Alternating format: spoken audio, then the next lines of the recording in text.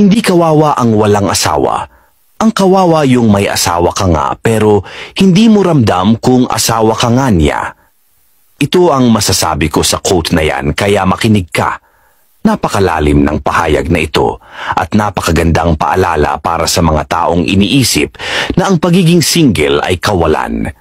Ang pagkakaroon ng asawa ay hindi palaging sukatan ng kaligayahan.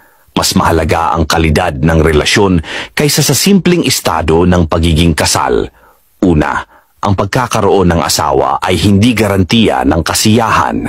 Oo, masarap magkaroon ng katuwang sa buhay, pero kung hindi mo naman nararamdaman ng pagmamahal, respeto at suporta, ano ang halaga ng relasyon na iyon?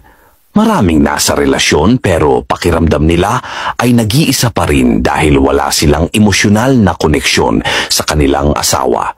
Hindi solusyon ang pagkakaroon ng asawa kung hindi ka rin magiging masaya.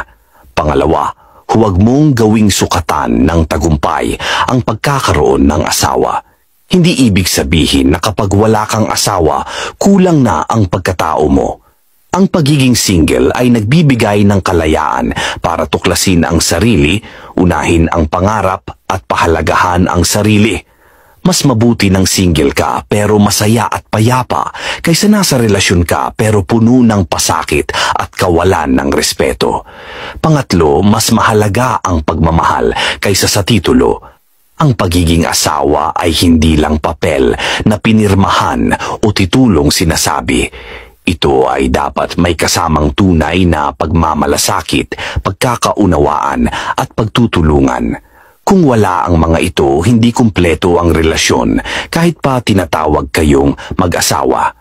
Pang-apat, tandaan na ang kaligayahan ay nagmumula sa sarili. Huwag mong iasa ang kasiyahan mo sa iba. Kung wala kang asawa, okay lang iyon.